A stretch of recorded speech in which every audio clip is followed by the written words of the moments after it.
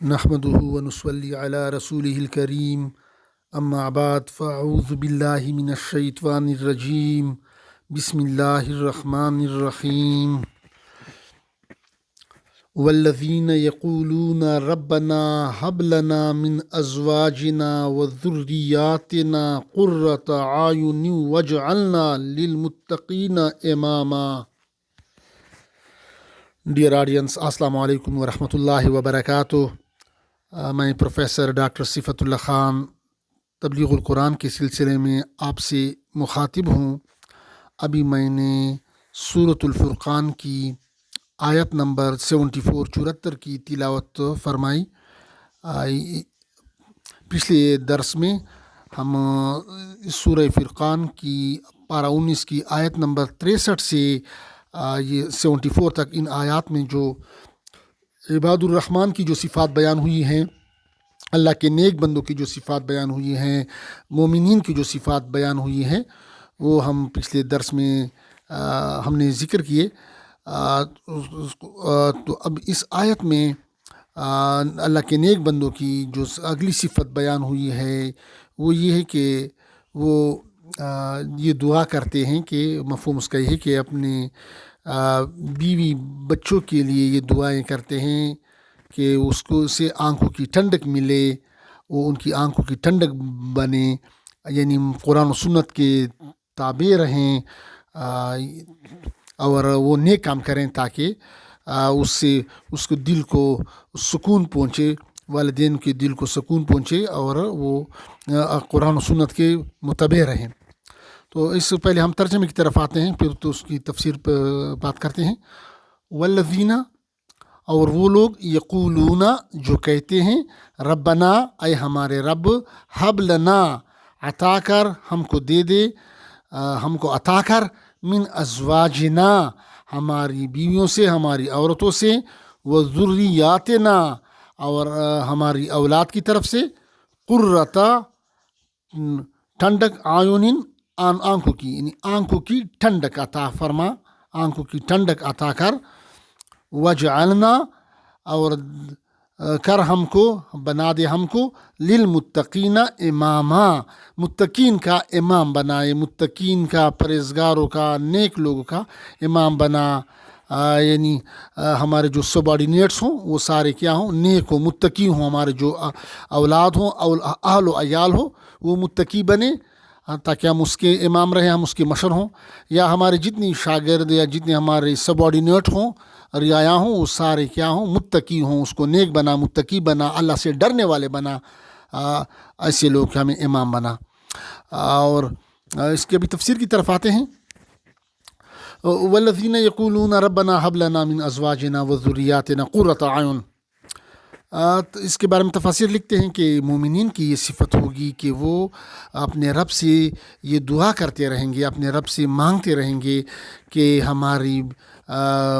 بیویوں کو، ہمارے عورتوں کو اور ہمارے بچوں کو ہماری آنکھوں کی ٹھنڈک بنا. یعنی وہ اس کے بارے میں فکر مند ہوں گے، اپنے اولاد کے بارے میں، اپنی بیوی بچوں کے بارے میں فکر مند ہوں گے، ان کو نیکی کی ترغیب دیں گے، ان کو قرآن و سنت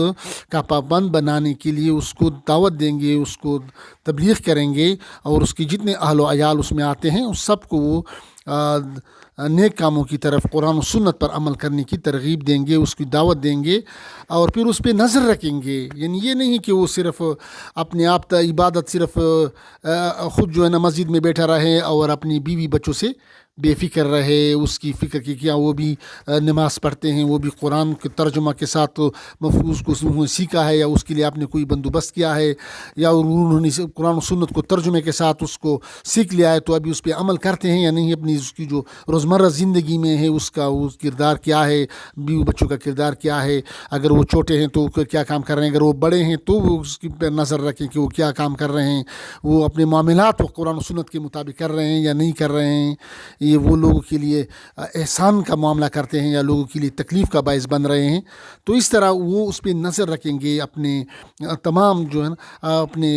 گھر والوں کے لیے بارے میں وہ فکر مند رہیں گے اور اس کو دعوت دیں گے، اور پھر اللہ سے اس کے لیے نیک بننے کے لیے اس کے لیے دعائیں کرتے رہیں گے کہ اللہ اس کو نیکی کی توفیق عطا فرما۔ تو یہاں پر یہ قسم کی خاندانی اور معاشرتی نظام کی طرف ہے کہ ایک بندہ اگر نیک بندہ ہے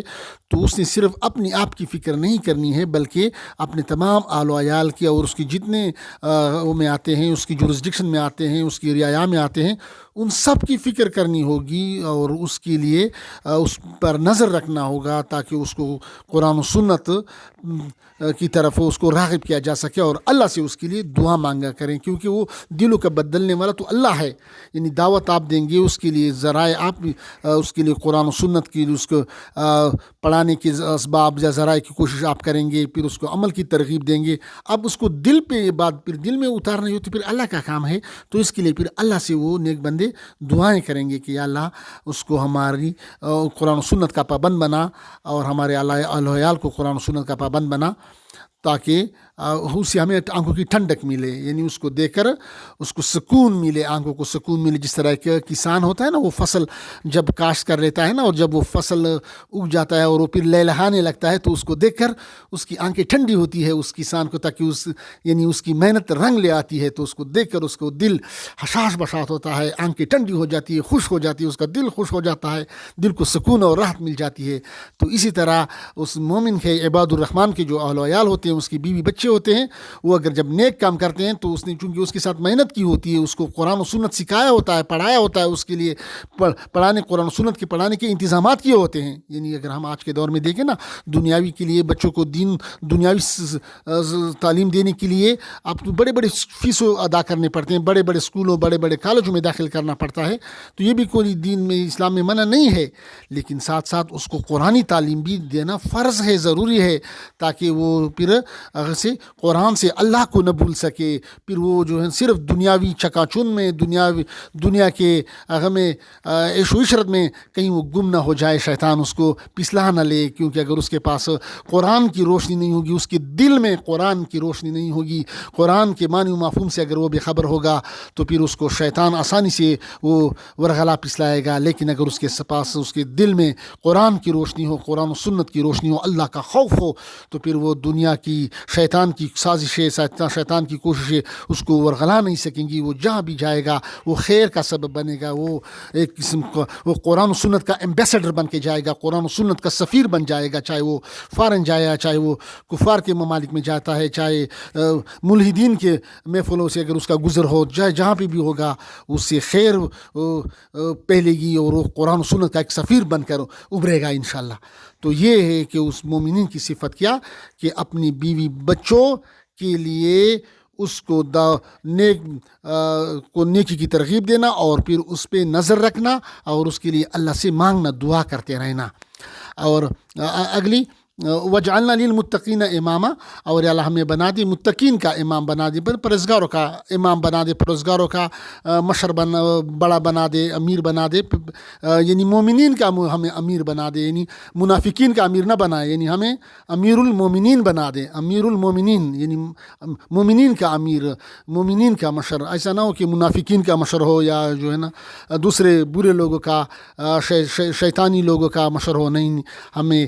ہماری جو ہوگی سبارڈینیٹس، ہماری جو کمپنی ہوگی اس میں کیا ہو، متقین ہو، یا اللہ ہمیں متقین کی صحبت عطا فرما کے ہمارے جو شاگرد ہوں، ہمارے جو آل و عیال ہوں، ہمارے جو قریبی لوگ ہوں، وہ ہمارے جو حلقہ ہو وہ متقی ہوں، وہ اللہ سے ڈرنے والے ہوں۔ ایک دوسری تفاسیر اس میں یہ بھی لکھتے ہیں کہ یہاں پر اس کا مطلب یہ بھی ہے کہ ہمیں امام بنا، مطلب ہے لیڈر بنا، امیر بنا متقین کا، نیکی کرنے کے لیے لوگوں